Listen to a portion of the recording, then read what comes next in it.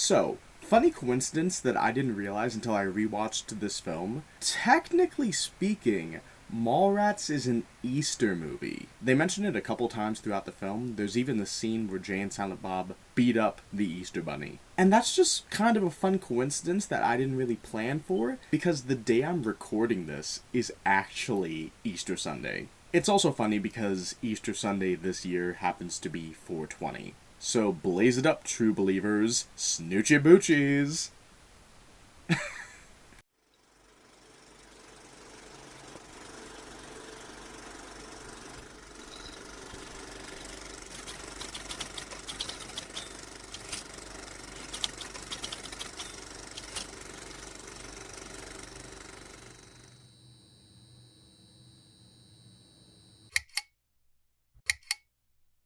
Hey everyone, I'm Ben, your underground conductor, and welcome to Underground Cinema. I just came back from a little bit of a content break, so I figured, why not come back and talk about a movie that I know as well as the back of my hand. So today, we'll be talking about the 1990s buddy comedy, Mallrats, from 1995. Now, Mallrats is the second film from pop culture icon Kevin Smith. He made this film a year after he made Clerks, and he also made this film under Universal, which, obviously one of the biggest film studios in the world. It's actually kind of interesting to see how big of a leap Kevin Smith took from Clerks to Mallrats, because obviously Clerks was an enormous success. Indie film shot on a shoestring budget, and just had such mass appeal. So given how big of a hit Clerks was, Kevin Smith was kind of given free rein to do just something big, bombastic, weird, raunchy, and funny.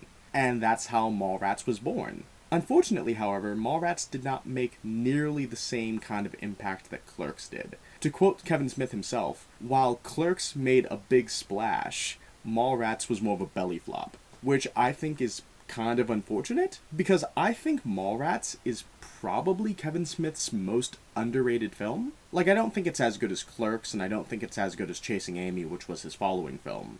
But Mallrats, I think, is the definition of an underrated comedy. And like I mentioned before, I know the film like the back of my hand. I've seen it so many times. In fact, I think I've actually seen it more than I've seen Clerks. And that's not to say that I like Mallrats more than Clerks. But what I think Mallrats has going for it is that it's not a demanding film at all. Now that sounds like kind of a backhanded compliment. It sounds like a criticism, but it's really not. Because as it turns out, Mallrats is actually one of my comfort movies, being a movie that I can watch pretty much at any time and it will cheer me up. Funny thing, currently I actually have 7 comfort movies. Those 7 comfort movies being Mallrats, as mentioned, Fanboys, Spaceballs, the DVD, Solo: A Star Wars Story, don't at me. Do not at me, I swear. Nerve, Project X, and Friends with Benefits. Of course, I digress. My point is that Mallrats is a movie that I watch very frequently, and I never really get tired of it. It's kind of weird. And reviewing this movie is actually going to be kind of an interesting challenge for me, because despite how much I know about it, sitting down to actually attempt to analyze the film, I walked away with a lot of interesting observations, not just regarding this film's connection to Kevin Smith's View Askewniverse, but also regarding how the film is structured, how it relates to the previous version of the film that was going to be released before it was re-edited, and a whole bunch of other nonsense. And, I'm also going to try to make this as concise as possible, because I've written 5 pages of notes on Mallrats. I had more to say about this movie than I thought I did. Also, 5 pages is now a record for me, which is great. In any case, though, what exactly is Mallrats about? Well, when the film opens, it opens up with a narration from one of the central characters, Brodie, played by Jason Lee. This is actually Jason Lee's first film, kind of? Jason Lee had, small bit roles in films here and there. I think he was in, Ma Vida Loca as, a druggie or something. But this is, his first proper leading role in a film. And opening up the film with narration from him not only fits Kevin Smith's style of filmmaking, but also immediately establishes the tone of the film given the content of the narration he's giving. He's telling a story about his cousin Walter and how he stuffed a cat up his ass to fish a gerbil out. And this would also be the same cousin Walter that Randall referenced in Clerks, who broke his neck trying to suck his own dick. As mentioned in my Clerks review, Randall and Brodie not only share this cousin Walter, but it's also established in a comic that came out later that Randall and Brodie are cousins themselves. In any case, while Brodie is giving this narration, we see various setups for shops around the mall. Like there's a tanning salon called Burning Flesh, a women's clothing store called Popular Girl, a men's suit store called Fashionable Male, which is where one of the film's villains works at, a Sbarro, which, yes, they still exist, and a carpet store called Rug Munchers, which is a hilarious visual joke. Like, it's very lowbrow, but like, sometimes low-hanging fruit tastes the sweetest. And also, if you don't get it, Rug Munchers, that's a lesbian joke. Anyway, after the opening narration, we pivot into the film's opening credits, and what's really interesting about the opening credits is that the opening credits show each of the film's central actors as the star of their own comic book, as we see various comic covers depicting parody superhero versions of the characters in the movie, which is insanely creative, and also helps to establish the comic book backdrop that exists in this film. Obviously, Kevin Smith himself was a huge comic book fan at the time, and still is. I believe after this film, he actually became a comic book writer for Marvel, pumping out some Daredevil issues. And obviously, this film also features a very early cameo from Stan Lee. In fact, I think Mallrats might be the film that first established, like, his trend of cameos in comic book style movies, which is really amazing. But something I think is even more amazing is the fact that grounding this film in the comic book aesthetic was a very bold choice from Kevin Smith specifically, because this film was made in an era when comic books were so niche, and in a lot of ways they were considered pretty taboo, because the public perception of comic books, and it's referenced in this film, was that comic books were either for nerds who lived in their mother's basements, like Brodie, or that they were for little kids, like Brodie. So Kevin Smith's decision to ground this film in the comics aesthetic was actually incredibly admirable, given the perception that people had of comics. Like, I mean, I really cannot stress that enough. Comic book movies were considered to be like box office poison up until, like, Spider-Man came out in 2002. Like, there were successes here and there, obviously, like Batman '89, Blade, the first X-Men movie, but no one was really brave enough to tackle the subject. So, bravo for Kevin Smith for taking that risk. Unfortunately, it didn't pay off. Also, as a side note, I wanted to bring up that all of the comic covers that you see in the opening credits were apparently drawn by independent artists who saw a pre-screening of Mallrats at San Diego Comic-Con in 1995. So, that's pretty awesome. Honestly, good for them. Anyway, following the opening credits, we meet one of our central protagonists, T.S. Quint, played by Jeremy London. Not to be confused for his twin brother Jason London, who famously starred in Dazed and Confused, like 2 years earlier. T.S. has driven to his girlfriend Brandy's house to pick her up because they were planning on going on vacation together to Florida. Unfortunately, though, Brandy cannot go on the trip with T.S. You see, apparently what's happened is that the day before T.S. and Brandy were supposed to leave on their trip, T.S. actually ran into a girl that he knew from high school named Julie Dwyer. And Julie told him that she was going to be on a TV show the next day. T.S. told her that, you know, when you're on TV, you look fatter than you are. You know, it was that illusion of adding weight that was really common in, like, the pre-streaming age of television. I think the myth was, oh, the TV adds 10 pounds.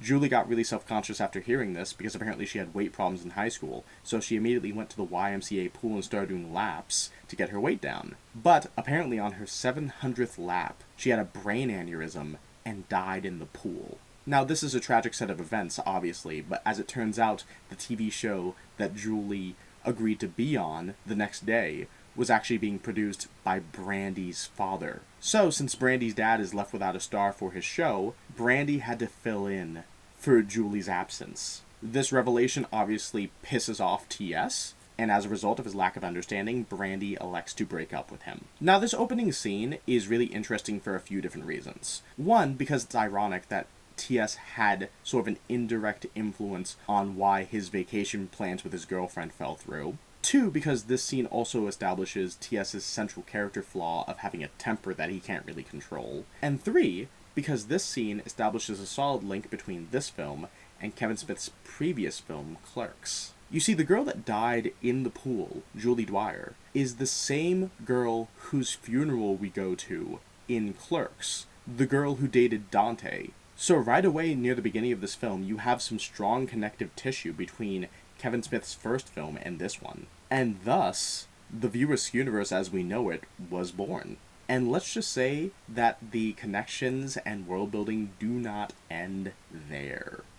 Anyway, following T.S. and Brandy's breakup, we pivot to our other protagonist of the film, Jason Lee's Brodie, as he is being woken up by his girlfriend Renee. Immediately after waking up, Renee demands that Brodie get her breakfast like he promised he would do, and he just kind of blows her off and starts playing a hockey video game.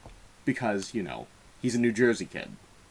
They then have some dialogue about how much time Renee spends in the bathroom, and this spins off into sort of a sad monologue about how Renee just feels so unfulfilled in her life. How she thinks about all the big and important things that so many people do with their lives, and how all she does is just a loser every night. She then crawls out of Brodie's basement window and gives him a letter saying that she's dumping him. So right away it's been established that both of our main characters have had their respective girlfriends dump them on the same day, which is obviously a massive coincidence, but also offers a great catalyst for the events of our film. Anyway, immediately following that scene, T.S. goes to Brodie's house to talk to him because, obviously he wants a shoulder to cry on. And that's when the two of them reveal to each other that they've both been dumped. And something about this scene visually that was completely unintentional, but I think actually adds a lot to the scene, is that you see that Jason Lee has a red nose and red eyes. And apparently the reason he has a red nose and red eyes is because he was actually sick that day of filming, and he blew his nose a lot prior to that scene being filmed. But what I like to think is that the reason he looks like that is because he just got dumped, and before T.S. showed up, he was crying. Because despite the fact that he's kind of a dickhead, Brodie really does care about Renee. And we see throughout the events of this film that he treated his relationship with Renee as if they were some sort of old married couple. He even talks about visitation rights for going to the mall and separating assets. So, despite the fact that it was completely unintentional, Jason Lee was just sick, I like the idea that he was just broken up over, his breakup. Also, as a side note, he talks about how, a week before Renee broke up with him, he farted while she was blowing him. Which, be better, guys, honestly. Just, come on. Anyway, during this scene where T.S. and Brodie are consoling each other, we actually find out the reason why T.S. is actually so upset about this breakup. It's because he was actually going to propose to Brandy on their vacation. Apparently he was going to propose to her during the Universal Studios tour when Jaws popped out of the water. And that's funny for a couple reasons. One, because that's very blatantly a nerdy thing to do. But two, also because Universal produced this movie, so that's cross-promotional synergy going on in this film. It's free advertising. Anyway, after consoling each other, and after T.S. has had a chance to read the breakup note Renee wrote that Brodie had framed, Brodie suggests that the two of them go to the mall to get their mind off of things. So the two of them make their way over to the Eden Prairie Mall, which is actually a real mall that is located in Minnesota, even though the film itself is supposed to take place in New Jersey, which is kind of funny. Apparently the Eden Prairie Mall is also down the street from the Mall of America, and also, funny enough, while they were filming Mallrats, down the street the other way, they were also filming Fargo, which, just, so many things happening at once. I find it funny. I find it interesting. Anyway, Brodie and T.S. walk into the mall, and immediately after they walk in, Brodie gets run into by one of the film's villains, Shannon Hamilton, played by Ben Affleck, who is just the classic alpha male bully type. I also find it relevant to mention the fact that Ben Affleck's character is supposed to work at a men's clothing store, and when you see him for the first time, and also throughout the film, he's wearing the baggiest suit I've ever seen. I legitimately cannot think of a more poor-fitting suit on a movie or TV show character. For a fashionable male, he's not fashionable at all. But while we're on the subject of costume design, you also see that while he walks into the mall, that Brodie is wearing a shirt with a distorted, morphed image in it. Now, the reason this is significant is because initially, what Kevin Smith wanted was for Brodie's character to wear a shirt that was designed by the photographer Richard Avedon. but they couldn't get the rights to use the image. So what they did is that they made a shirt with similar design, and the way they created the shirt is that they took headshots of 3 actors who auditioned for the film but couldn't make it, overlaid their faces on top of each other, and then morphed the image. So that's how you get the Brodie t-shirt design. But it's also funny, because despite the fact that it's supposed to be a morphed image of 3 different actors, it just looks like Dante's character from Clerks. It just looks like Dante's face from Clerks, like a morphed image of Dante's face. So, just so many confusing things. Honestly, it's weird. And also, that's not the last time I'm going to talk about Dante during this review, so watch out. Anyway, Brodie hits his head on a metal beam that's being carried, and he sees that there's been a huge stage that's been set up at the mall. And he's perturbed by this because he feels a sense of ownership for the mall. And he wants to know, why is there a giant stage here? So, Brodie and TS go to talk to an extraneous character named Willem Black, who is played by Ethan Suplee. It's also worth noting that Willem Black's character also appears in Clerks, but he's played by Scott Mosier, not Ethan Suplee. So, there's already a continuity inconsistency with this casting, because you have 2 actors playing the same character. It's really weird, especially when you consider that both Scott Mosier and Ethan Suplee reprise this character in later films. Ethan Suplee played Willem again in the 1996 film Drawing Flies, directed by Malcolm Ingram. Also, keep an ear out, because that's not the last time I'm going to talk about Malcolm Ingram in this review. And I believe Scott Mosier plays Willem again, either in Dogma or in Jay and Silent Bob Strike Back. So, I don't know. I don't know. I think Kevin Smith says it's the Willem of Two Worlds theory. And, I guess I'm just a, dumb nerd for thinking about this hard. Anyway, Willem is staring at an illusionary image that's supposed to, show you a hidden 3-dimensional image if you look at it for long enough. Apparently, the hidden 3-dimensional image is of a sailboat, specifically a schooner. And everyone's able to see it but Willem. It's like a running joke throughout the film. I mean, even Stan Lee's able to see it. But Willem is determined, and he said that today is the day that he'll see the sailboat. Spoiler alert, he doesn't. But Willem tells Brodie and TS that the stage setup is for Brandy's dad's new TV show, which is called Truth or Date, which is meant to be a riff on the 70s game show The Dating Game. And hearing this news obviously bothers TS because he feels like his now ex-girlfriend is just being auctioned off by her father. After hearing this news, though, TS and Brodie go to see Jay and Silent Bob, who are hanging out in the front of a pet store. And the 2 of them recruit Jay and Silent Bob to tear down the stage. The 2 of them agree to do it, but Jay also voices some concerns regarding the security that has been afforded to the event. Apparently the head security guard for the event is a guy named LaFours, who's the most feared security guy in the business. Apparently he even has 2 kills on his record. But Brodie calls out Jay, and Jay's all like, nah man, I'll do it. I'm like Wolverine. Snip, snip, snip, snip. So the 2 of them go off on their cartoony adventure. And a couple things I want to bring up. One, I think that outside of Strike Back and Reboot, Mallrats is the movie that gives Jay and Silent Bob the most play out of any other View Askewniverse film. The 2 of them just do so much bullshit in this movie, it's hilarious. But also, you see that during this entire scene, Silent Bob is trying to levitate a cigarette using the Force. Apparently, he had just watched Return of the Jedi and Empire Strikes Back a week earlier, so he's been trying to use the Force ever since. And what I find interesting is that Jay, the entire time, is saying that, oh, Silent Bob is trying to do the Jedi mind trick. And I find that interesting, because, obviously the term force pull or force push or any of that didn't exist in 1995. I mean, they may have mentioned it in comics or graphic novels, but if you're a Gen X kid who only grew up with the Star Wars movies, then your only frame of reference for the Force would be the term Jedi mind trick, because that's the term that Obi-Wan uses in Star Wars Episode 4 A New Hope.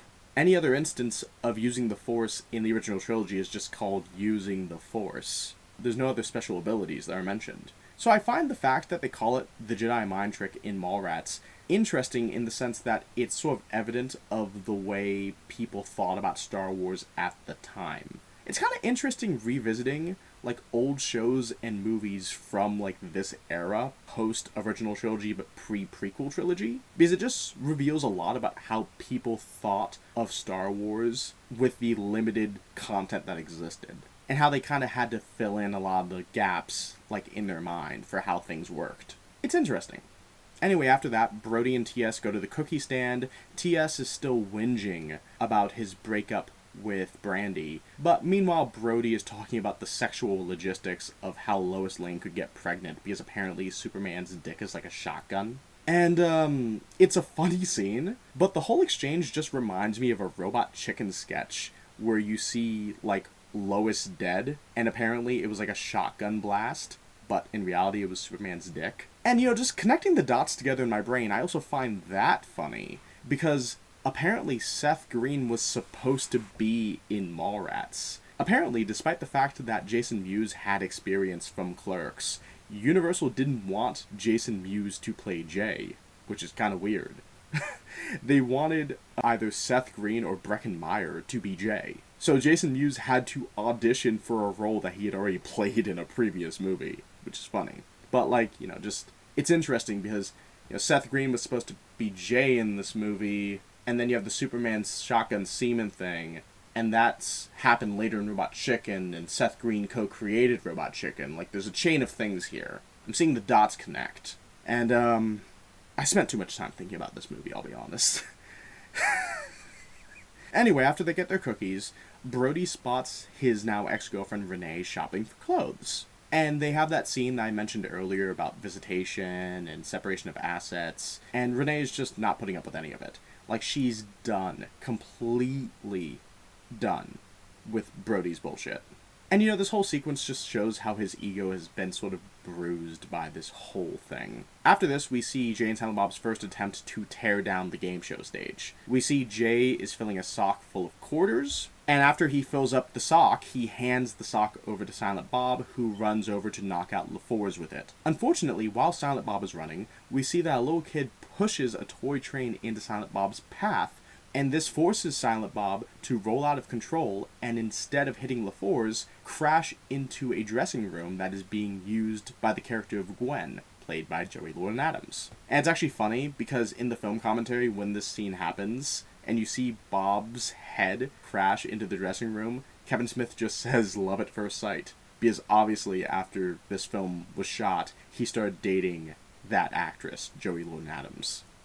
Also, as a side note, according to the commentary, that kid with the toy train was apparently afraid of Kevin Smith, and the reason he was afraid of Kevin Smith was apparently because of Kevin Smith's beard? I don't know. Kids are afraid of weird things.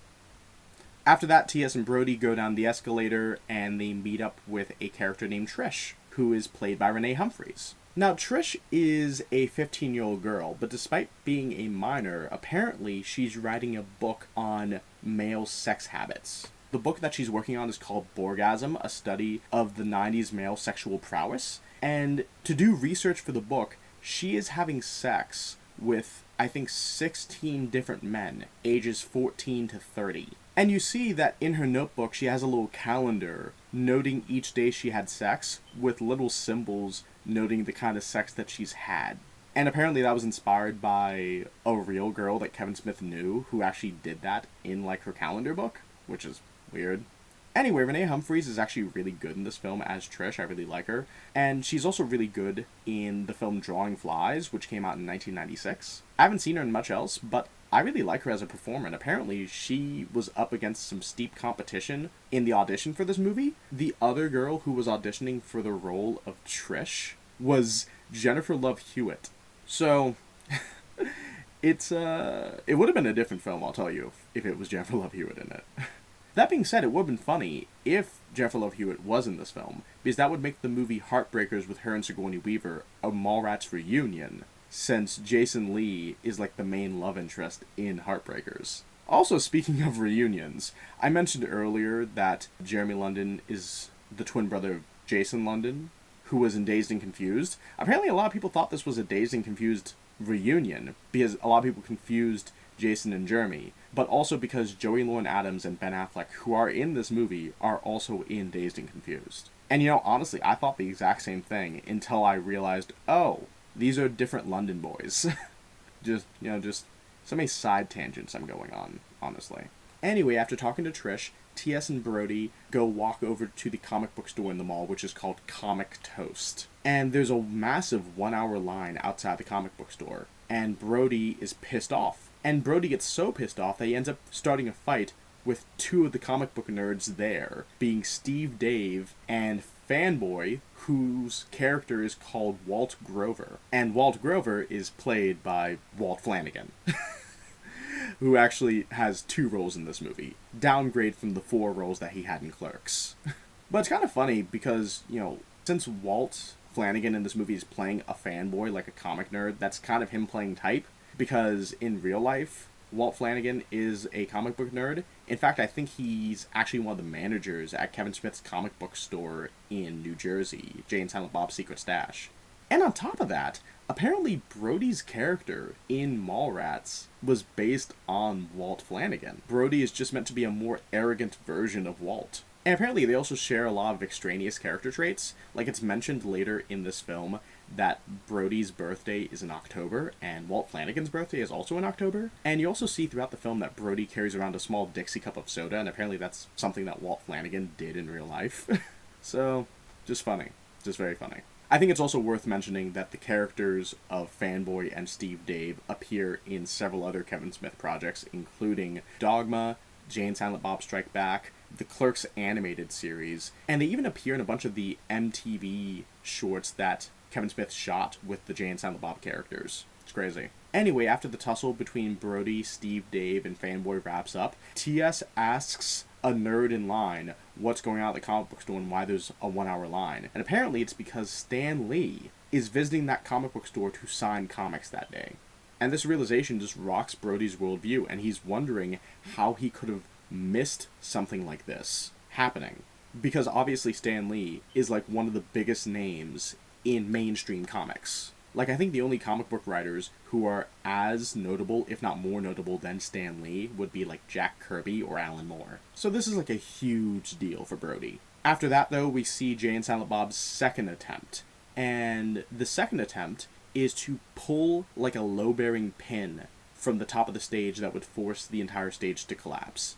To pull this pin, Silent Bob is actually getting ready to jump from a very high horizontal beam. And when he does jump, he jumps in the style of Batman. He even has like a little helmet that has the Batman like ears popping out of it. It's really funny. And I think it's also quite effective foreshadowing for the later creation of the character Blunt Man, who would, appear in the next film, Chasing Amy. But I'm getting ahead of myself.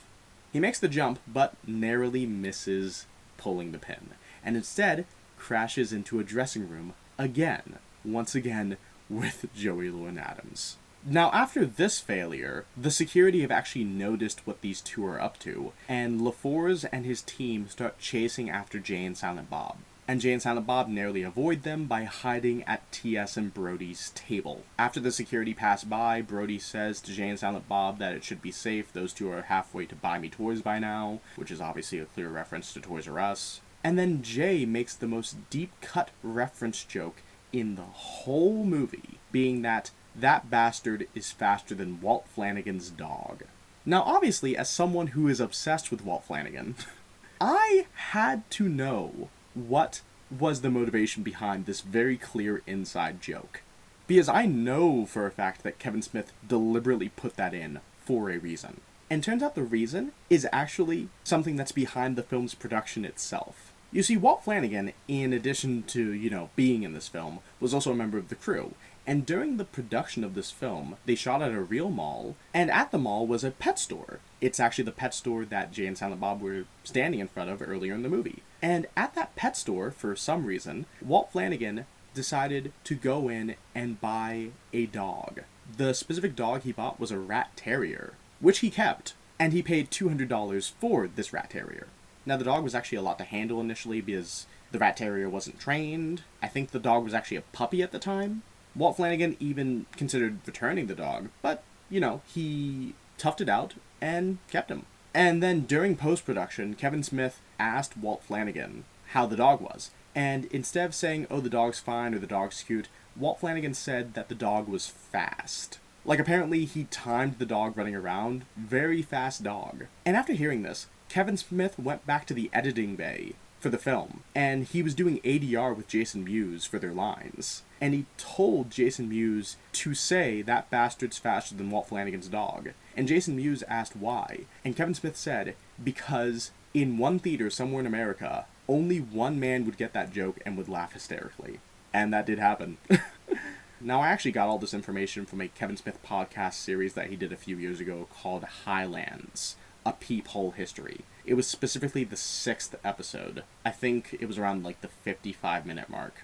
But all that podcast explains is why that specific joke is in the movie. It doesn't give in-world context for the joke. However, there's actually a comic that takes place the night before Mallrats. I think it's called Oni Double Feature, where it actually shows the context of that line in universe. And how apparently what happened is that Jay and Silent Bob got the rat terrier, Walt Flanagan's rat terrier, high. The dog ended up getting a stoner boner. They poked the stoner boner, and then the dog just chased after them. So if you wanted in-universe context for why that joke is there you go. Of course, that also segues into another point I wanted to bring up. That comic takes place the night before Mallrats. I think it's also relevant to bring up, and I don't know why I didn't say it earlier, that Mallrats as a movie takes place a day before Clerks. It's a prequel to Clerks, which you could actually read between the lines and figure that out if you really were trying to think about it, because they reference at the beginning of the movie that Julie Dwyer died the night before this movie, and by the time you get to Clerks, they're already having Julie Dwyer's funeral. So, also, as a side note, I wanted to bring up the fact that in the comic, they call Fanboy Walt Flanagan, which would mean that Fanboy's character in this film is just Walt Flanagan, but he's also credited as Walt Grover in other projects, so, there's an inconsistency there, but it's fine. It's not any weirder than the inconsistency with the two Willems. You have Willem of Two Worlds, why not have Walt of Two Worlds? Anyway, moving on. Following the Walt Flanagan dog joke, Brodie actually spots his ex-girlfriend Renee walking around the mall with his bully, Shannon Hamilton. And there's actually a little shot of Shannon Hamilton, slapping Renee's ass, which is supposed to, tie into the ass fetish that he has, which was actually established at the beginning of the movie during the comic book intro, where you have a comic cover calling him Buttman. Brodie's character is obviously enraged to see that his ex-girlfriend is running around with this scumbag, so he chooses to intercept Renee and separate her from Shannon Hamilton by cornering her in an elevator. They bicker a bit about their breakup, Renee insults Brodie's masculinity and his libido, and then they have spontaneous sex in the elevator. And during this scene, they actually play the song Build Me Up Buttercup by The Goop. And as it turns out, Kevin Smith actually directed the music video for that song, which is pretty funny. Of course, if you ask me, they missed an opportunity to have the song in the elevator be Love in an Elevator. I mean, it was right there. Anyway, the sex scene ends, and the way it's cut together, it's hard to tell how much time has passed, but it's less than a minute. So I think it's funny, the idea that Brodie just did a quick in and out. But, this passionate and spontaneous act is very much meant to illustrate that Brodie is still not over Renee. Which, of course he's not. They broke up that day. Anyway, Brodie and T.S. escape from Shannon Hamilton's wrath, and that's when they run into the character of Gwen, Joey Lauren Adams' character in this movie. And Gwen's character mentions that she actually just saw Brandy by the stage, so obviously T.S. runs to go talk to her. We then pivot to the game show stage, and that's when we officially get introduced to Mr. Svenning, Brandy's dad, played by Michael Rooker. Michael Rooker being probably most famous for playing Yondu in the Guardians of the Galaxy films. In this scene, we also see a stagehand played by Walt Flanagan. It's his second character in this movie. But T.S. intercepts Mr. Svenning. The two of them have an argument regarding, Svenning's involvement in his and Brandy's breakup. And Mr. Svenning says that it didn't really take much of a push after the stunt that T.S. pulled the previous night. Now, based on the context given in this cut of the film, you can assume that the event the previous night that Svenning is referring to is T.S. being indirectly responsible for Julie Dwyer's death. However, in actuality, this line is actually leftover evidence of this film's previous cut. You see, the original cut of Mallrats wasn't supposed to be 90 minutes, it was supposed to be like 2 hours. And the plot, while mostly the same, had a lot of different elements in it that made it fundamentally a different movie. Like, I'll talk more about the details regarding the extended cut later in the video, but there's a few lines and instances throughout the film that give hints at what the previous cut was. And a lot of them come from Mr. Svenning and the lines that he says. Like in a later scene with Svenning, he's talking to a couple TV executives, and one of the executives says that this better not turn out like the debacle at the Governor's Ball, which is actually how the original cut of the film opens, at the Governor's Ball. And when Brodie interacts with Svenning, and Svenning says, "Oh look, it's my neighbor," like all those lines allude to like plot elements from the previous version of Mallrats, which is interesting. And if you're actually interested in seeing the extended cut of the movie, you can actually find it on the Mallrats Blu-ray. I have a copy right here. And, like I said, it is a very different movie. Very different. Anyway, after the conversation that T.S. and Svenning has when Svenning tells T.S. that he should just move on with his life and forget about Brandy, Svenning has T.S. get dragged away by his security, and then we pivot to a scene in a lingerie store where T.S. is having a heartfelt conversation with Gwen. And we find out during this conversation that T.S. and Gwen actually dated in high school, but she cheated on him like all the time. And they mention in this conversation that one of the times that she cheated on him was at a Halloween party when she was dressed as Burt Reynolds from Smokey and the Bandit, and how she had sex on a pool table with the Bandit. And in this case, at the Halloween party, the Bandit in question was actually Rick Darris, who was a character that we met in Clerks. Rick Darris was the personal trainer who insulted Dante's physique. Anyway, Brodie gets involved in the conversation too, and Gwen asks him what it was like to date Renee. And Brodie responds by asking Gwen, have you ever slept with someone? Not had sex with them, but actually slept next to them. And he describes the awkwardness of being the big spoon in the spooning position, where you have one arm over your partner. Meanwhile, you're trying to find a place to put the other arm, whether under their body or off to the side or just above you, and how confusing that is, which I feel like most people get. And Gwen obviously asks Brodie what's the point in him describing all this. And Brodie elaborates saying that the big spoon dilemma was basically a metaphor for his entire relationship. Just awkward and uncomfortable, which is kind of sad to hear. And funny enough, the lingerie counter girl felt the exact same way in this scene. After that scene though, Brodie goes to get a refill on his soda in his little Dixie cup, and that's when he gets confronted by Shannon Hamilton, who bullies him in one of the back hallways of the mall. Now, in the film commentary for this scene, Kevin Smith and company note how this particular scene of Shannon beating up Brodie was actually trimmed down from the original version. It was cut roughly in half, and they lament the fact that it was cut in half because, from their perspective, cutting down that scene made Shannon look more creepy.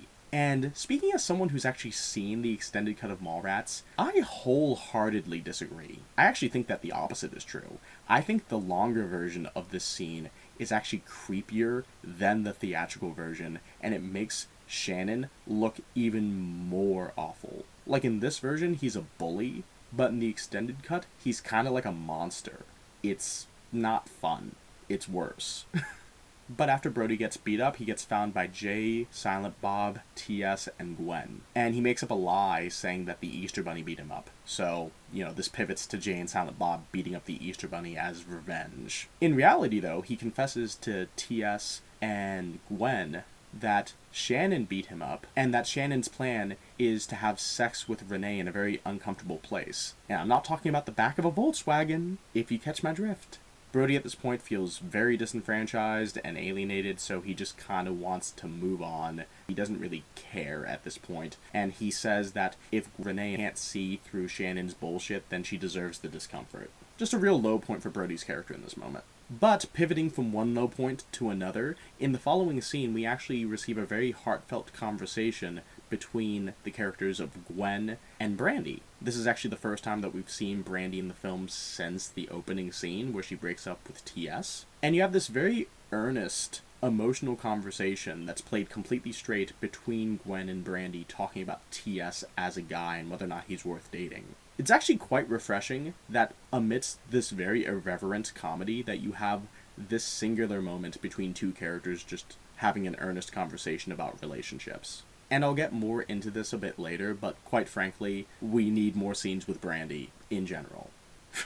Following this very earnest conversation, though, you have a very disgusting conversation between Brodie and T.S., where Brodie talks about how T.S. can get back at Mr. Svenning for being a dick. And this is probably the grossest part of the movie, and it goes, I think, for like 5 or 10 minutes, where Brodie says that T.S. should just stink palm Svenning. And what does that mean? Brodie sticks his hand in his pants, like the back of his pants, rolls it around in his own ass, and says, just shake Svenning's hand, and he won't be able to get the smell off for days. Obviously, insanely gross. And during this entire ordeal, he's just one-handed eating a bag of chocolate pretzels.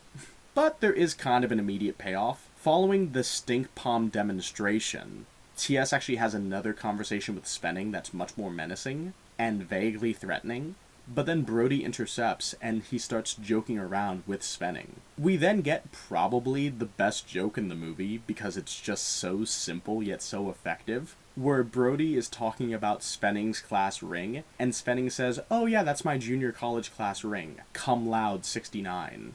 Cum laude obviously being Latin for with honor or with praise. It's a very common college denotation. And 69 because he graduated in 1969. But the obvious pun here is cum laude in the 69 position. You know, it's just a very well-structured joke, I feel. But during this entire sequence, Brodie is stink-palming Svenning, and he's also having Svenning eat chocolate-covered pretzels out of the stink palm hand. It's so goddamn gross. Like, it's funny, but it's gross. And apparently for years following this movie, whenever Michael Rooker would meet fans at events, they would offer him a bag of chocolate-covered pretzels. Just,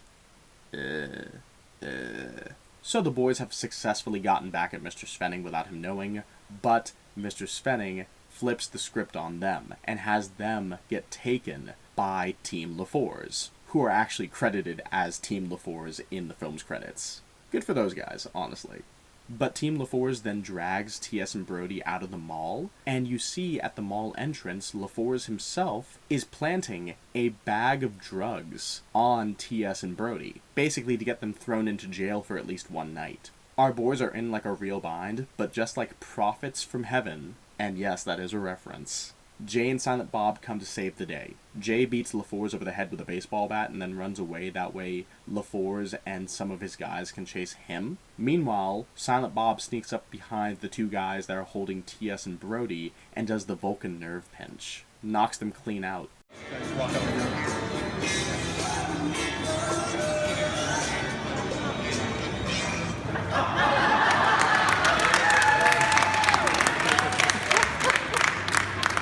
Now free, the two respective duos split up. Jay and Silent Bob run away from Team LaFours, and to get away from them, Silent Bob pulls out a Batman grappling hook and manages to get him and Jay to a safe position above the security guards. Meanwhile, T.S. and Brodie escape to the one place no one would ever think to look for a self-respecting consumer: a flea market. When they get to the flea market, Brodie and T.S. continue their lovelorn conversations, and T.S. is saying that maybe Brodie's right and he should just give up on Brandy. Meanwhile, Brodie retorts saying, dude, you're going to listen to something I said? Something I said? Like, I punched a grandma in the face and you're listening to something I said? Also, side note, there's a couple fun Easter eggs hidden in this scene if you're paying attention. For instance, while the two boys are talking, you see that to the right of them there's a girl reading a comic book, and that girl is played by Kristen Mosier, Scott Mosier's sister. Another Easter egg in this scene is that you see in the background T.S. reaches for a Clerks production hat. He puts on the hat, and then he takes it off and looks at the hat's printing. He has a disgusted look on his face, and then he puts the hat back, which is just so funny. In any case, though, since T.S. is actually bothering to listen to Brodie in this scene, Brodie takes advantage of the situation to suggest to T.S. that they go to see a fortune teller, a topless fortune teller. And, you know, obviously Brodie's suggesting this because he's a horn dog, but T.S. reluctantly agrees, and they go to see the fortune teller. And the fortune teller in question, whose name is Miss Ivana, is actually played by Priscilla Barnes from Three's Company. Miss Ivana then begins to read the boys' fortunes for $58, and she undoes her top in order to read both Brodie and T.S. And when she removes her top, it's revealed that she has 3 nipples. And no, I'm not going to show that uncensored to you guys. I'm not. Sorry. Watch the movie. Brodie, surprisingly, is actually disgusted during this scene, but T.S. is intrigued, as Miss Ivana is telling accurate fortunes about T.S. and Brodie, the fact that they're both on outs with their respective ex-girlfriends. And the advice that Miss Ivana gives to T.S. and Brodie basically amounts to, hey, you should fight for your girls. Which seems intuitive. But, T.S. then gets inspired by what he's been told by Miss Ivana, and he's like, okay, I gotta get Brandy back. Miss Ivana then tries to come on to Brodie. Brodie's interested, but T.S. drags him out. And after T.S. drags him out, we see that the 3rd nipple, obviously, was fake, as Miss Ivana just pulls it off and eats it. T.S. and Brodie then return to the mall, and T.S. has a clear determination to get his girlfriend back. Brodie's just kind of there for the ride. He's not really invested at the moment, but he's there to support his friend. The boys then once again enlist the aid of Jay and Silent Bob, as T.S. is telling them that he needs the 3 contestants for the love game show out of the picture. So Jay ends up finding 2 of them leaping down from the sky like he's Cedric Diggory in the Goblet of Fire or something. And he ends up getting those 2 contestants so stoned that they cannot compete in the game show. Meanwhile, Brodie is just kind of wandering around the mall, feeling a bit lost. But as Brodie is looking into a shop window, that's when he suddenly runs into Stan Lee. And it's such an exciting moment for him, as Brodie cannot even begin to conceptualize the unbelievable situation that he's in. Which, I get it, man, I can relate to that. Like, I felt the exact same way when I met Stan Lee. Funny thing, if you actually look in the corner up here, you can actually see a picture of me with Stan Lee when I was like 18. I was actually lucky enough to meet him a couple years before he passed away. So suffice to say, me meeting him is actually what I consider to be one of my personal crowning achievements in life. In fact, one of the items on my bucket list was actually to meet Stan Lee. And the day I met him, I actually crossed that off my bucket list. And I even put the photo of me and Stan Lee next to my bucket list on the wall. Memories. Anyway, back to the movie. Brodie obviously inundates Stan Lee with a bunch of superhero and comic book related questions, obviously most of them relating to superhero genitalia, which should come as no surprise, given his character. And the 2 men actually have a very heartfelt dialogue about love and relationships. And Stan Lee confesses to Brodie that his greatest regret in life is letting that one perfect girl get away. That even though he's achieved maximum success in his chosen profession of comics, it pales in comparison to a woman's love. And he encourages Brodie that if he truly loves his ex-girlfriend, that he should go and fight for her before she gets away. And as he walks away, Stan Lee says to Brodie that he would give everything up, all the success, all the comics, if he could just have one more day with the woman that he loved. It's a very touching scene, and obviously gets Brodie on board for T.S.'s plan. Of course, then we immediately find out that the entire conversation was planned by T.S., and that T.S. just asked Stan Lee to, spin a fake story to Brodie to get him in the mood for love. Apparently Stan Lee self-plagiarized the entire conversation from a Spider-Man anniversary issue, the issue in question being called Love Be a Vulture Tonight. Anyway, Brodie rushes to go find Trisha and Silent Bob. He tells Silent Bob to stand by the AV setup for the game show stage, and he tells Trisha to go home and get the sex tape that she made of her and Shannon Hamilton, Brodie's bully. Obviously, at this point, Brodie has his own plan brewing in addition to T.S.'s plan. But Brodie then rushes to the backstage to meet up with T.S. and Jay. And T.S. and Brodie are obviously impressed that 2 of the contestants have been knocked out by Jay and Silent Bob's secret stash, but they're curious about where the 3rd contestant is. And then suddenly, out of thin air, contestant number 3 shows up. Gil Hicks, played by Brian O'Halloran, who played Dante Hicks in Clerks. Now, obviously, you have 2 separate characters here with the same last name, played by the same actor. So you're probably thinking to yourself, okay, are these characters related? Are they, twin brothers or something? No. Dante Hicks and Gil Hicks are actually cousins. And something really interesting is that the Hicks don't end there. As we see, in Kevin Smith's following films that there's more members of the Hicks family, all played by Brian O'Halloran. In Kevin Smith's next film, Chasing Amy, you see a TV executive named Jim Hicks, and then in Kevin Smith's fourth film, Dogma, you have a TV reporter named Grant Hicks who appears. And apparently, all four of these men are cousins. Identical cousins. Which is a very rare trope in fiction. Like, the only example I can think of where you see identical cousins is in Full House, where there's an episode where, like, the Tanners have their European relatives visit, and Michelle's cousin looks exactly like her. And obviously, in that show, it's because Michelle was played by the twin actresses Mary-Kate and Ashley Olsen, and the two of them just traded screen time as a way to get around child labor laws in the 90s. So in that episode, they just decided to put both of them on screen at once because, you know, it'd be a funny gimmick. But regardless, the concept of identical cousins is pretty interesting and a rare sight, and once again establishes a firm link between Kevin Smith's films. And I honestly thought that this trend with the Hicks would have ended with Dogma, because Kevin Smith didn't introduce another Hick relative after Dogma, but in Kevin Smith's most recent film, the 4:30 movie, you see in the film's bloopers that Brian O'Halloran actually had a deleted scene where he played a pastor. And that pastor character's name is Father Hicks. And since the 4:30 movie is basically a prequel to most of the View Askewniverse, taking place in like the mid-80s, it makes you wonder, what is Father Hicks' relation to Dante Hicks? Personally, I think Father Hicks is literally Father Hicks. I think Father Hicks is actually Dante's father, and that would make sense because, as we find out in a deleted scene in Clerks 2, Dante's mother is actually devoutly religious. So it would pan out that she would marry a pastor.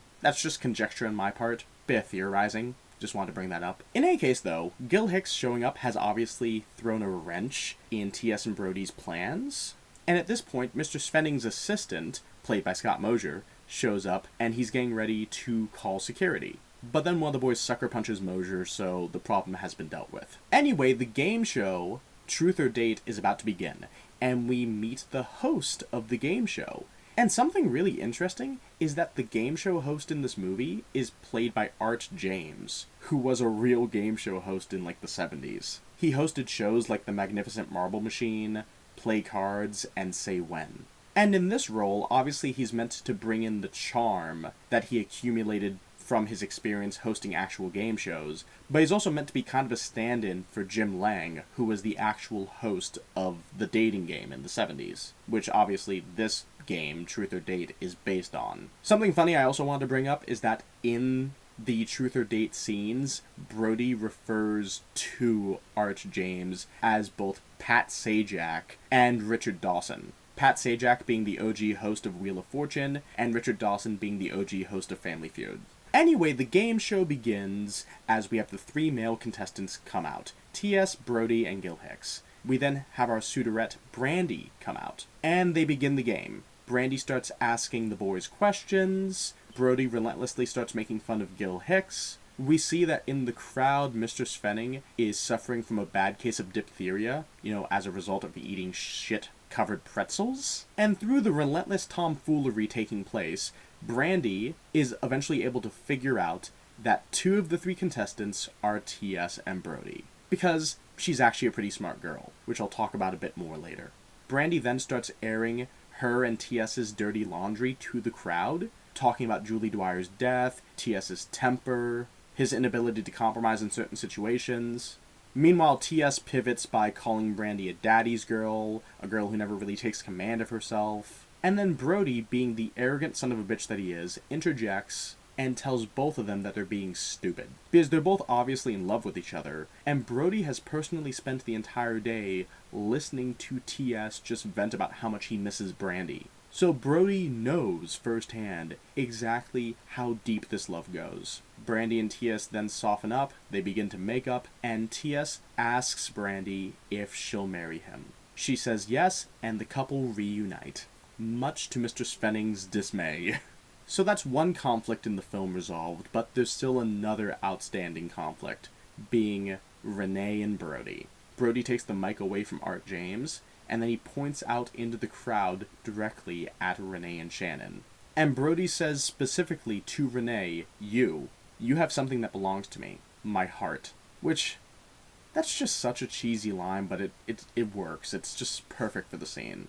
And Renee reluctantly confesses that, yeah, she loves Brodie. Shannon is obviously infuriated by this, and he rushes to the stage to go beat up Brodie. But you can see in the distance that Trisha has come back with the videotape that Brodie asked for. And side note, you can actually see next to Trisha is Malcolm Ingram in like a little visual cameo. As I mentioned earlier, Malcolm Ingram directed the movie Drawing Flies in 1996, and he actually directed it under Kevin Smith's production company View Askewniverse. But the reason Ingram was able to make that film is because he met Kevin Smith on the set of Mallrats and developed a very close relationship with him. Ingram at the time worked for the film magazine Film Threat, which is actually still running online, by the way.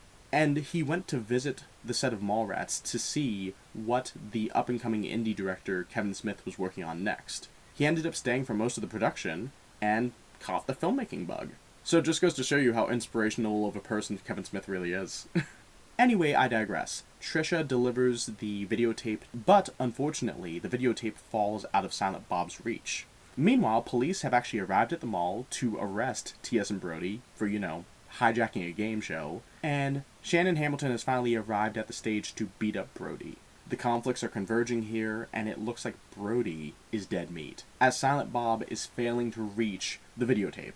But in that moment, Silent Bob tries one last time to do the Jedi mind trick, which he's been failing to do the whole movie. He reaches out and focuses and envisions the videotape in his hand. And it just so happens that at the exact same moment, the character of Willem has finally become fed up with the fact that he cannot see the optical illusion sailboat. And in frustration, he kicks the beam that the videotape was on, so it falls back into Silent Bob's hands. So, a little bit of catharsis, for Silent Bob at least. Silent Bob then sticks the videotape in, and we see a visual depiction of Shannon Hamilton, a 25-year-old man, having sex with Trisha Jones, a 15-year-old minor. Obviously, this is a crime, and given the video evidence, the police pivot their attention from Brodie to Shannon. At this point in the film, all the story threads have wrapped up, as all of our heroes have officially gotten exactly what they were looking for. T.S. and Brandy end up getting back together, and they end up getting married at the Universal Studios backlot in Florida, their ceremony being done on the Universal Studios tour as Jaws pops out of the water. Once again, gotta love that cross-promotional synergy. Meanwhile, Brodie's display on the failed Truth or Date game show has impressed the TV executives so much that they've made Brodie the new host of The Tonight Show. And Renee actually goes with Brodie, not only as his girlfriend, but as the head of his band. And side note, Renee did eventually get to meet Brodie's mother, which was a huge issue that she had earlier in the film, and Brodie's mother did in fact very much like Renee. Meanwhile, young Trisha Jones has had her novel become a bestseller, and we actually see in the background of her ending that the security working for her is LaFours, and we see that LaFours kisses her on the head. And this is actually an allusion to the extended cut of the film, because in the extended cut, it's revealed that LaFours actually starts dating Trisha Jones. Which is, great. But while we're talking about statutory, we also see that Shannon Hamilton is rotting in prison, getting his comeuppance as the Buttman. And finally, we have Jay and Silent Bob majestically walking into the sunset with the ape Suzanne, who of course we could not have this film without. Side note, the song playing in the closing credits is actually the song Suzanne by Weezer. So, very appropriate. Now, obviously an ape showing up with Jay and Silent Bob at the end of the movie is just, a fun random joke to wrap up everything. It doesn't really make sense, and it isn't really set up in the film at all. But it is kind of foreshadowed earlier in the film when Brodie's talking to Willem and says, why can't they remake good shows like BJ and the Bear, just a man and his monkey? I think that line is meant to allude to this ending, and it's actually kind of funny, because showing Jay and Silent Bob walking with an ape also kind of foreshadows the plot of their own solo film 6 years down the line. But that's getting ahead of things. And it's also ignoring the real catharsis of this film. The fact that Willem will eventually see the sailboat. Anyway, that's the plot of Mallrats. On the surface, it really just seems like a, fun and cheesy 90s comedy. But I think what I've illustrated through my synopsis and breakdown of the individual scenes in this film is that there's a lot more to this film than initially meets the eye. But a film being substantive doesn't necessarily make it good. It actually needs to succeed at what it sets out to do. And ultimately, I think Mallrats does succeed at what it sets out to do. The film is, a comedy, and I think it's pretty funny for what it is. Like I said, this is one of my comfort movies. I've seen it more than I've seen Clerks and Chasing Amy, which are two of my favorite films. And it's not because I like it more than those films, but it's because I think it has endless rewatch value, and I also think that it is a very well-paced film. And that pacing can obviously be attributed to the editing. This is an excellently put-together film. Like, I've always felt this way about Mallrats. Everything in the film is just stitched together so well. And after seeing the extended cut of the film and seeing what Kevin Smith originally intended, it actually makes me admire the theatrical cut even more. That they were able to take that and turn it into this. But I'll get more into the extended cut in a bit, because something I would like to address first is what this film appears to be on the surface, but what it really is deeper within itself. You see, on the surface, what Mallrats seems to be is just a bigger version of Clerks. And what I mean by that is the fact that Mallrats is a buddy comedy that deals with romantic issues, takes place almost exclusively in one location, and takes place over the course of only one day.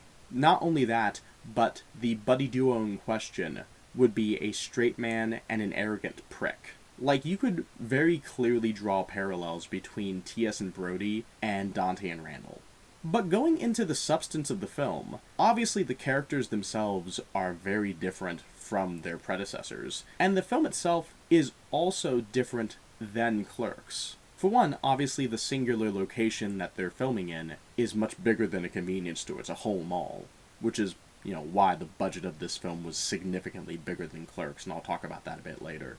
But despite the fact that both films are comedies, Clerks has a distinct sense of melancholy about it. Like, the main character Dante is a very disillusioned individual throughout the entire film, and he's pretty much sad and alienated the entire film. And that's the point, and I think it's great. But Mallrats is very different. Mallrats is a more cheerful film. I mean, despite the fact that both T.S. and Brodie have been wounded by their respective breakups, there's very much a sensation of fun and adventure throughout this film that simply does not exist in Clerks. And that's also probably because of what Kevin Smith intended story-wise with this film versus what he intended story-wise with Clerks. You see, like I referenced in my Clerks review, Clerks is loosely an adaptation of Dante's Inferno. So the narrative itself is structured around a single man's descent into his lowest point. Meanwhile, what Mallrats is attempting to be is the 90s version of an 80s teen comedy. Like, Kevin Smith was very directly inspired by the works of both John Landis and John Hughes when he made this movie. John Landis obviously being the comedy director who made The Blues Brothers, Trading Places, and Coming to America, and John Hughes being the very famous teen comedy director who obviously made, among many things, Weird Science, The Breakfast Club, and Ferris Bueller's Day Off. Now, the inspirations from these filmmakers are obvious if you just pay attention to the aesthetics of this film. Mallrats is a very cartoony film, and many of John Hughes and John Landis's films are also very cartoony. Mallrats is also a very colorful film. And funny enough, the man who scored Mallrats is actually Ira Newborn, who worked on several of John Hughes's films. So the overall mise-en-scène of Mallrats perfectly fits into the mold that Kevin Smith is trying to fill. But I also think that Kevin Smith's attempt to adapt and carry forth the ideas and style of these particular filmmakers comes through really well in this film, and introduces story elements and narrative tropes that are actually quite interesting in the way that they develop these ideas. Talking about John Hughes specifically, like I said, John Hughes was a very notable teen comedy filmmaker. In fact, he was probably the king of the teen comedy. And a lot of his films were really just about misfits growing up. Like, they were really just coming-of-age stories about outcasts, weirdos, and nonconformists. And what's really interesting in a narrative sense is that if you move up the timeline of John Hughes's films, the characters who were teenagers in his films would have been young adults in the 90s. They would have been in their early to mid-20s. And that's exactly the age that the characters of Mallrats are in. So what you really have with Mallrats is these specific teen character archetypes being carried forward into what was at the time the modern era, and exploring what their lives would be like as young adults in this new decade. It's really an ingenious framing, and it really makes Mallrats feel like a spiritual sequel to the John Hughes teen comedy.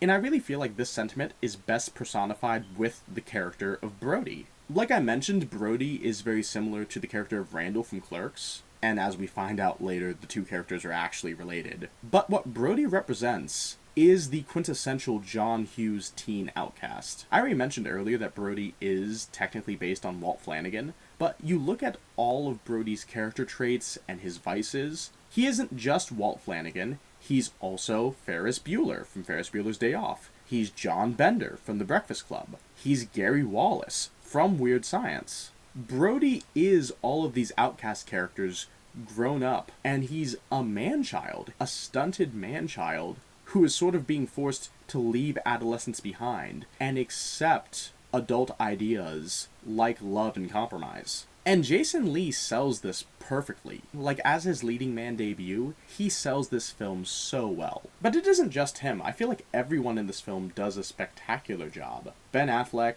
Ethan Suplee, Michael Rooker, Claire Forlani, Shannon Doherty, Joey Lauren Adams, Renee Humphrey, Stan Lee, in a genuinely great performance, delivering such an emotional monologue to Jason Lee's character, Brodie. And they're all good, let's be clear about this. But out of all of them, I think technically the best actor is actually Jason London. Like, Jason London does a great job in this film. There's so many little nuances in his face and performance and body language that really communicates the complex array of emotions that his character is experiencing throughout this film. And you see so many small instances of this in the film. Like, I already mentioned that scene earlier when he picks up the Clerks hat and looks disgusted, but there's so many small moments of confusion, fear, contempt, especially when he's doing like that shake weight motion next to Gwen after she insults him. It's just kind of unfortunate, because despite the fact that I think he is technically the best actor in this, based on just the nuance of his performance, he also just doesn't stand out at all, and it's probably just because of how bombastic Jason Lee is in this movie.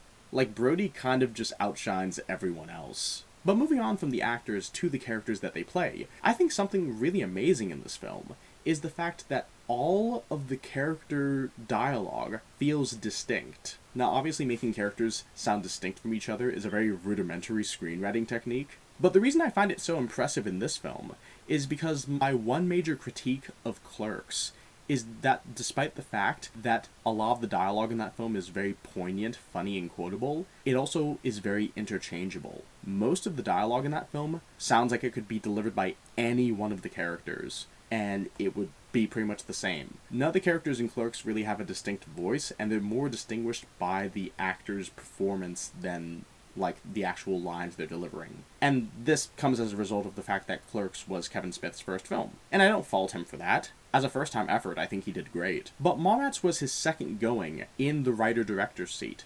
And the fact that it only took one film, for him to improve so much with his dialogue writing, it's remarkable. It's a remarkable improvement, and it should be praised. Just that drastic of a development. Like, I can't stress enough how much of an achievement that should be considered. Like, while Clerks had interchangeable dialogue that was sort of masked by the great performances, Mallrats has both great performances and distinct dialogue. That's just great. And while we're talking about carryover elements from Clerks, obviously I think that the world building in this film is fantastic. Like, obviously, as I've mentioned, I think one of the best qualities about Clerks, aside from its sense of humor, is the fact that it feels like a lived-in world. That we're just sort of peeking into the day of the life of a grocery store clerk and the various misadventures that he gets on with. And that sense of a lived-in world is not only carried forward into Mallrats, but expanded upon, as we're given many links not only to Clerks, but many expansions of the idea of a shared history, which I also referenced in my Clerks review. The idea that this is just a community of kids who grew up together, and that the way that they relate to each other is through their shared memories and experiences. And those elements are what keep them together. As shared memories, experiences, and honest emotions are what ultimately get T.S. and Brodie back with Brandy and Renee. Like, honestly, on top of being funny, I also think that Mallrats just does a great job expanding upon all the ideas and concepts that were set up in Clerks. I think this film is great. That being said, I think one distinct element of the film that is lacking is specifically one of the love interests.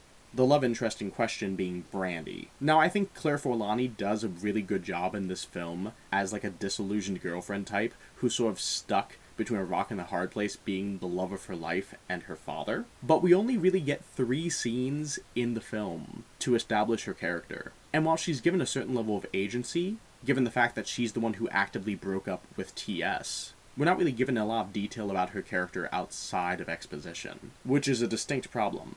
It's actually kind of weird how little development her character gets compared to other female characters in the film, because I would say that the other female characters that we meet in this film, being Renee, Trisha, even Gwen, who is barely in the film, they all have an appropriate level of agency, and they feel more or less equal to their male counterparts. I mean, don't get me wrong, you can very clearly tell that these female characters are written by a man, but they have agency in the narrative. It feels like they have skin in the game.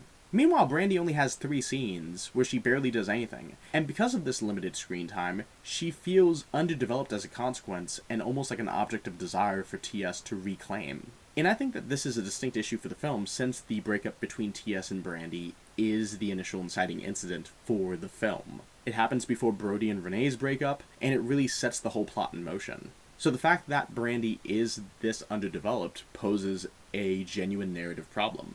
However, this problem actually doesn't exist as a result of the film's writing. Believe it or not, despite the fact that this film came out 30 years ago, which, by the way, 30th anniversary is in October. Can't wait. But despite the fact that Mallrats came out 30 years ago, the problem with Brandy's development stems from reshoots, if you could believe it. Now, obviously, there's reshoots done on every single major Hollywood production. This is very common practice. Reshooting certain scenes that don't really come out right in the editing bay, re-recording lines for ADR, like, these are very common industry practices. But major reshoots have become a huge hindrance in the modern Hollywood landscape, and in a lot of ways they often kill films. This was not necessarily the case with Mallrats, because I do think that the theatrical version of Mallrats is overall better than the extended cut, like remarkably so. But one thing that the extended cut got right is that it established Brandy's character really well. You see, in the extended cut of Mallrats, which I may do a review for separately in the future, you see that she's sitting on a roof looking at the stars through a telescope. And right away, in this opening scene, it's established that Brandy is a very smart and very inquisitive young girl. And there is a little bit of residue regarding these character traits left in the theatrical cut, because during the game show scene at the end of the film, Art James says that Brandy is an astronomy and earth science major in college. So that element is at least referenced, even though it's not included in the theatrical cut. But seeing her actually engage in scientific exploration like this goes a long way to firmly establish who her character is from the beginning. But immediately following this setup with Brandy, T.S. shows up like a dickhead in a theater costume, and accidentally ends up doing a little bit of domestic terrorism at the governor's ball. Like I said, the extended cut of Mallrats is a drastically different film. But this introduction shows distinctly the stark contrast between Brandy and T.S.'s characters, and gives much more serious reasoning for why T.S. and Brandy initially break up. So while I do think that the theatrical version is overall better, cutting out those opening scenes with Brandy ultimately do aspects of this film a disservice in regards to how her character is portrayed, which is unfortunate. But ultimately I do think that this film is overall a superior product to the extended version, and the fact that they were able to assemble together such a slick and tight edit for this film based on the state it was in, and reshoot elements of it to make everything make sense. It's truly remarkable. Like, I'm seriously learning this as I do more and more reviews and I watch, like, director's cuts and extended cuts of certain things. It really cannot be understated how powerful of a tool editing is, and how it can fundamentally change entire aspects of what you're watching. For instance, I'll just leave a big gap right here.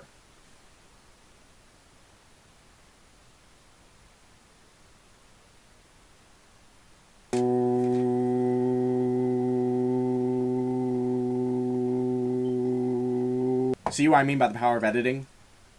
But in any case, that's, I think, all my thoughts about Mallrats. You know, like I said at the beginning of the video, I made 5 pages of notes. So, you know, let me just do a final, like, flip through to see if there's anything I forgot to bring up. Oh yeah, the budget. I said I was going to come back to that.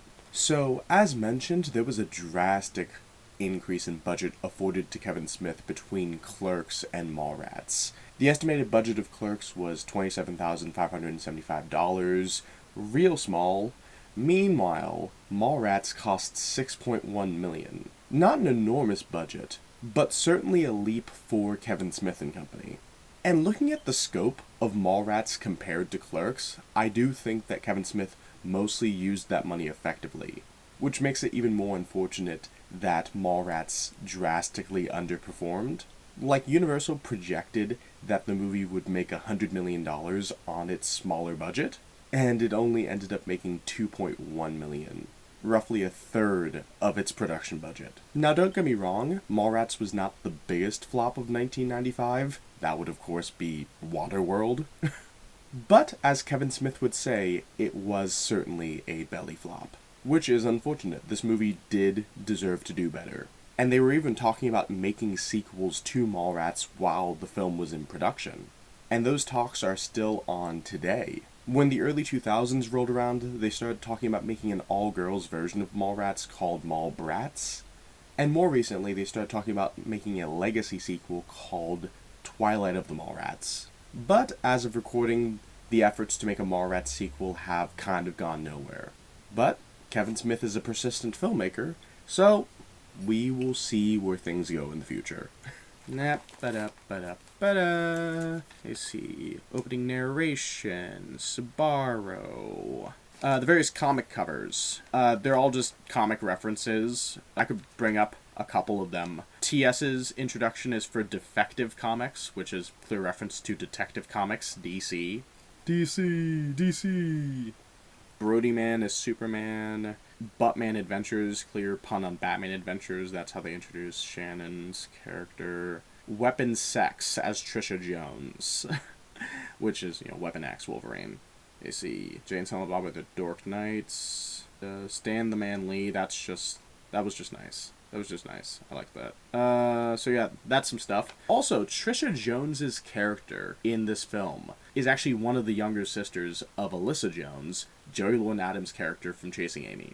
Like I mentioned in my Clerks review, you meet another one of Alyssa's sisters in that film, Heather Jones. So what that means is that in Kevin Smith's first 3 films, you meet at least one Jones sister. You have Heather Jones, Trisha Jones, Alyssa Jones. Okay. So throughout the film, Brodie, as, you know, a huge fanboy nerd, references several different movies, shows, and comics. He references BJ and the Bear, as mentioned, the X-Men comics and Wolverine with his adamantium claws, Superman and his super semen. He says to Renee that she has his copies of Punisher number 6, Fletch, and his TV remote, for some reason. Apparently, Renee, while they were dating, did a striptease to the Mighty Mouse theme song. Brodie also refers to Shannon Hamilton, Ben Affleck's character, as the Sperminator, which, you know, clear reference to Terminator. And when he walks into Lady Ivana's little fortune-telling tent, he says it looks like something out of Octopussy. Many of the visual details in this film, more specifically a lot of the posters that you see in Brodie's room, are all of Marvel-related things. While there are DC references in this film through dialogue, almost everything comic book related in this film relates to Marvel Comics, specifically. And that was done as a nod specifically to the fact that Stan Lee, who famously is a Marvel Comics writer, appears in this film. There's a kid on an escalator who's sitting down, and Brodie says that the kid's going to get trapped and killed in the escalator, and then 2 scenes later, we hear news of that happening. Not the kid dying, but the kid getting stuck in the escalator. Renee's character throughout the film is shown wearing several different outfits. Apparently this is done as a small background detail to give context to her character, because she's spending a day at the mall shopping. So since she's a girl shopping, she's going from store to store buying different clothes, and she's wearing a different outfit out of the store for each store that she shops in, which is a very clever background detail. Trish's character in the movie says that women want romance, not Mr. Toad's Wild Ride, which is a very odd ride if you've ever been on the original at Disneyland. As mentioned earlier in the film, Ben Affleck butt slaps Renee, and that's meant to be alluding to the anal fetish that he has, but when he gets arrested at the end of the film, Renee butt slaps Ben Affleck's character Shannon. So, nice bit of comeuppance. I already mentioned Walt Flanagan's dog in extensive detail. During the scene where Jay and Silent Bob are asking Brodie who beat him up, and Brodie lies and says the Easter Bunny beat him up, you can see that Jay very subtly takes a handful of candy out of a candy bucket and sticks it in his pocket, like he's shoplifting candy. And apparently this is something that Jason Mewes just did on the day of filming, and he perfectly acts the scene as a concerned bro, while also prioritizing the candy. It's really funny. Like I said, a lot of really subtle, physical jokes in this movie. During the scene where Renee goes to get Jay and Silent Bob because T.S. and Brodie are being taken away by Team LaFours, she runs to Jay and Silent Bob, who are bugging Willem, who's still looking at the optical illusion, and Willem takes one look at Renee and says, "Brenda?" ? And this is meant to be a reference to the fact that Shannon Doherty, who plays Renee, was also in Beverly Hills 90210 as the character of Brenda. When T.S. and Brodie get back to the mall, they meet up with Jay and Silent Bob in a bookstore, and you can see that Silent Bob is reading a book called Spikes, Mikes, Slackers, and Dykes. And this is meant to be promotion for that particular book. It's a real book. And if I'm remembering properly, Kevin Smith had some sort of deal with the book's author, John Pearson, for advertising. I don't recall the exact details of it, but I'm sure you guys can look it up on your own. When Brodie and T.S. are talking to Miss Ivana, and Miss Ivana is telling them what their problem is, she says that both Brodie and T.S. are on the outs with their respective steadies. Which, was a very common turn of phrase in the 90s. You would say that when you were dating someone for an extended period of time, that you were going steady with them. That's just a little verbal detail I wanted to bring up because it contextualizes the era that this film was made in. It's like, oh my god, we're going steady. Are you going to give me your class ring? Well, no. It was expensive. I'm not going to give you my class ring. I actually still have my class ring, funny enough. Has my birthstone in it and everything. And, no, I'm not giving it up. You can't have it. This is my class ring. I'm keeping it. This is my class ring. You are not having my class ring. When Brodie asks Stan Lee the various questions about superhero genitals, Stan Lee says that they didn't really tackle stuff like that back then because of the Comics Code. And what he's referring to specifically is the Comics Code Authority, which was sort of like the comic book version of the Hays Code. It was an attempt by the comic book industry to self-censor. That way they wouldn't have, that much oversight, from the government. Funny thing, I actually have a patch of the Comics Code Authority logo, right here on my arm. So, there you go. Like I said, smaller point I wanted to bring up, there's a lot of similarities between Randall and Brodie. Obviously they share a cousin, but I just wanted to make an interesting distinction here between two different types of nerds. Randall in Clerks is very overtly a cinephile. He's a movie fanatic. Meanwhile, Brodie, while he does make several movie and TV show references, is very explicitly a comic book nerd. So, there are different types of nerds. I just find that funny. What's also funny is that in the comic that establishes that they are cousins, we see that the both of them are playing Batman, because they were both huge fans of Batman 89. Presumably, Randall was a fan of it because Batman 89 is a good movie, meanwhile Brodie was a fan of it because, Batman. And the two of them actually have to stop their cousin Walter, the deviant cousin Walter, from sharing photos of them playing dress-up. It's pretty funny. Stan Lee refers to the fake love dialogue from the Spider-Man Anniversary issue as the Vulture Soliloquy. I can't believe I forgot to bring up this detail. When Art James starts the game show for Brandy and the contestants, he tells Brandy, "You may fire when ready," which is, a line from the original Star Wars movie. It's spoken by Grand Moff Tarkin when they're firing the Death Star laser. The back of the Volkswagen joke, in reference to anal sex, that specific joke is made 3 times in Mallrats, which is significant because 3 is the magic number for comedy. Comedy comes in 3s.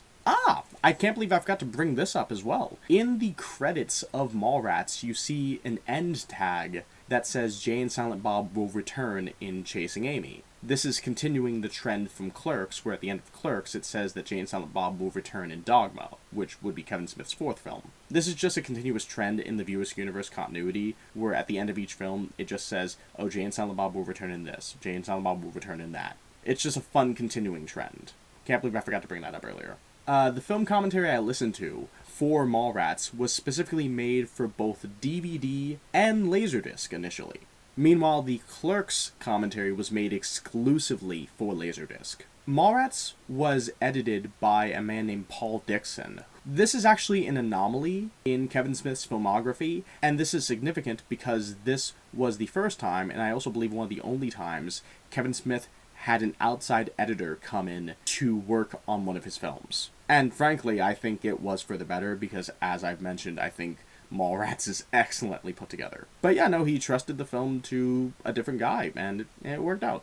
Here we go. So I've already mentioned the clear inspirations for Brodie's character in this film. However, something funny is that specifically Brodie's name, which is Brodie Bruce, is actually a reference to Jaws. You see, the main character of Jaws is the character of Martin Brodie, and the shark's name in Jaws is actually Bruce. So, Brodie Bruce is a reference to Jaws. As mentioned, the character of Renee in this movie changes outfits several times because she's shopping throughout the mall. In the scene when Brodie ambushes her in the elevator, he says, "Is that one of my jackets you're wearing?" And it's a green jacket that says Degrassi on the back. And this is a fun reference because I believe a couple years after this film, Jay and Silent Bob would appear in Degrassi. So, Walt Flanagan's stagehand character in this film gets fired for being right about something. Not really important to the narrative, just something I wanted to bring up. So in the scene when Jay and Silent Bob are running away from Team LaFours, they're trying to find a way to escape, and Kevin Smith, as Silent Bob, is just pulling different things out of his coat. Just different props, like a sex doll and various other things, before he pulls out the grappling hook. But one of the props he pulls out is a vibrating finger. And obviously that's clearly meant to be a sex toy, but watching it really reminded me of like the one-fingered minister from Bad Taste, which was obviously the first film I reviewed. And I also referenced Bad Taste in my Clerks review in reference to the fact that Peter Jackson in Bad Taste looks exactly like Walt Flanagan in Clerks. It's weird. Just tenuous connections. Also, as a side note, I wanted to bring up the fact that in this film, Silent Bob wears a leather coat instead of his signature green overcoat, which is actually an interesting departure. And apparently, that particular overcoat had to have custom stitching in the back, that way Kevin Smith could do the Batman trick when he was, flying over the stage. Just the wingspan. When Silent Bob is interfering with the audio-visual equipment to stick in that VHS tape of Shannon and Trisha, the way that shot was done is that they just had Kevin Smith standing right side up and then they flipped the footage upside down. Apparently Kevin Smith had initially tried to shoot the actual scene upside down, but too much blood was rushing to his head, and he had also put on a considerable amount of weight between the shooting of Clerks and Mallrats. So just those combining factors just made it too difficult for him to shoot the scenes actually upside down. And also that was probably just a smarter decision in general, because when all the blood rushes to your head, your face turns red, and that would have just stuck out like a sore thumb. Pun intended. And you see, they often refer to the flea market in this film as a dirt mall. Stan Lee in this film claims that he has a sex competition going with Mick Jagger to see who can sleep with the most women, and apparently he's in the lead, which is pretty impressive. going up against Mick Jagger on that.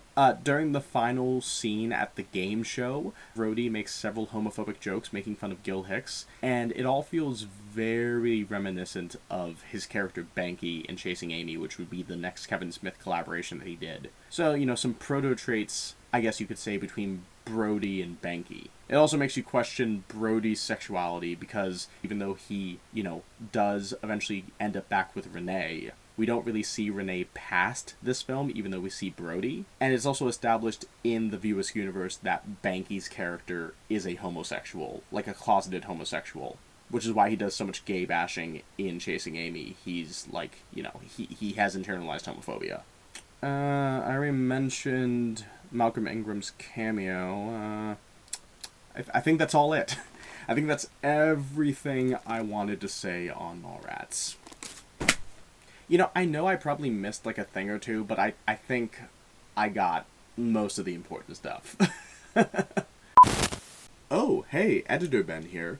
As it turns out, I actually did forget a few things. I actually forgot 3 things, specifically. Thing number 1, I forgot to bring up Silent Bob's signature one line per movie. At the end of the movie, Jay asks Silent Bob how he managed to actually get the tape in. Silent Bob simply does a hand gesture, and Jay says, "Oh, the Jedi mind trick." And Silent Bob simply replies, "Adventure?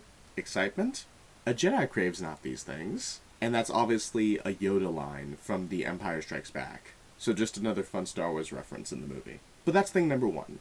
Thing number 2 I wanted to bring up was all the commercialism and consumerism commentary that actually exists in this movie. Characters reference commerce throughout the entire film, and in a way it actually kind of makes sense considering that the film's central location is a mall, a place for commerce. However, it's really difficult to parse what the film is trying to say thematically about commerce. Because on the one hand, it'd be simple to say that the film is criticizing consumerism and commercialism, especially since there's a scene in the movie where the bully character, Shannon Hamilton, is beating up Brodie, saying, "You're just a loser Mallrat kid, all you do is hang out here all day, you don't shop, you don't work." And he says that he has no respect for people without a shopping agenda. Now, obviously, he also calls Brodie a Mallrat during this scene, and that's just funny because it's the name of the movie. But based on this situation, you could assume that the film is making some sort of anti-consumerism commentary, since Shannon Hamilton is, by default, the film's central antagonist. But you also have some pro-consumerism commentary coming from both T.S. and Brodie. Like when they first go to the mall, Brodie says that he loves the smell of commerce in the morning, and when they go to the dirt mall halfway through the movie, T.S. says that no self-respecting consumer would be caught dead walking through there. But then there also is the fact that T.S. and Brodie don't really do any significant shopping at the mall while they're there. Like, the only purchase that the two of them make throughout the entire day is at the cookie stand. The rest of the time, they're just walking through the mall or hanging out in stores. Like, even in that scene with T.S., Brodie, and Gwen where they're talking about the Halloween party where Smokey the bandit. While Gwen herself is doing shopping, Brodie and T.S. are just hanging out. T.S. is sitting on the floor moping, and Brodie is just trying on women's underwear for fun. So it's actually really difficult to parse out whether the film is making pro-consumer commentary or anti-consumer commentary. It's not really consistent. And that could be a mistake. Maybe Kevin Smith just put in a bunch of vague references to consumerism because the movie takes place at a mall. Or there could be deeper commentary that I'm just not seeing here. It's hard. But that's thing number 2. Thing number 3 that I forgot to bring up is the fact that after Mallrats, Kevin Smith kind of formed like a mentor relationship with Stan Lee. And as I've referenced before, I went to a Q&A with Kevin Smith like a year ago. And in that Q&A, Kevin Smith started talking about how Stan Lee over time started to view Kevin Smith like a son, which is actually quite significant because Stan Lee actually didn't have any sons. He only had daughters. So it's really interesting the idea that Kevin Smith, as a pop culture icon, is kind of carrying forth the legacy of Stan Lee. Because, of course, while no one could replace the man himself, Kevin Smith is maintaining a sense of respect over the institution of pop culture. Comics, TV, movies. Like, Kevin Smith is now kind of one of the custodians of the nerd community. And in a way, that's really touching. But yeah, those are like the 3 things I forgot to bring up, so that should be it. I'll let you get back to your regularly scheduled review, which is now as long as a feature-length movie. That was an intense review. I've actually filmed 4 hours of footage for this, so new record for me. So I think I am going to wrap this up with a much-deserved treat. My best friend Connor, who many of you may remember from my Pumpkinhead review, actually recently gave me a chocolate-covered pretzel. So I am going to enjoy this. Come on, open. Come on. That's pretty good. That's pretty good.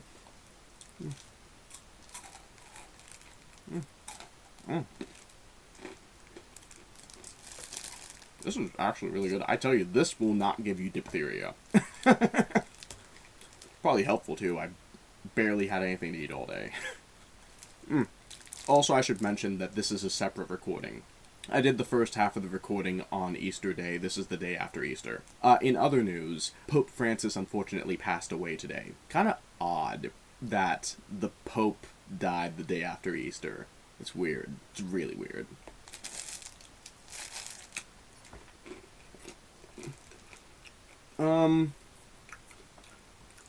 Yeah, I think that's everything I had to say on Mallrats. It was a lot. I'm sorry if this is a bloated review. I have no idea how long this video is going to be in the final edit. But,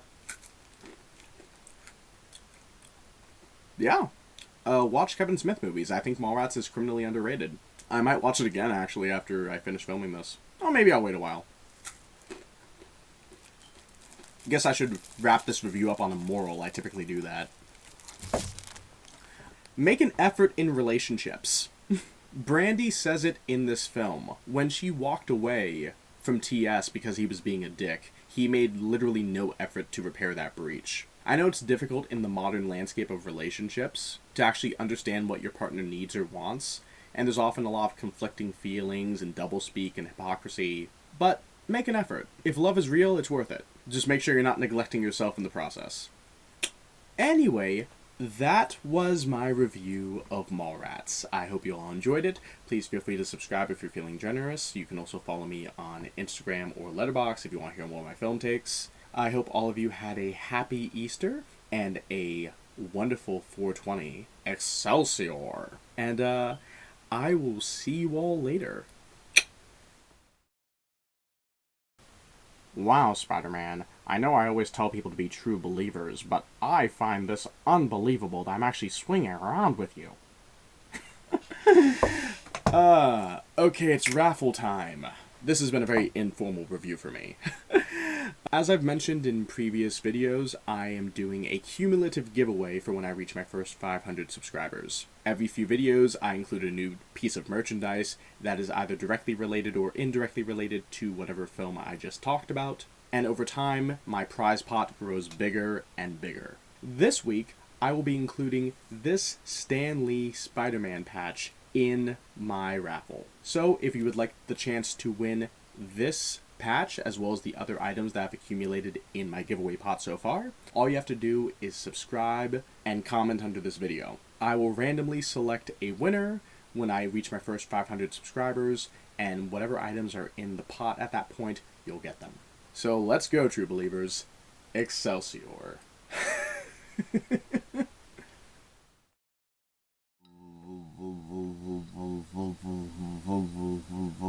This is actually like a tiny Death Star. It's cute.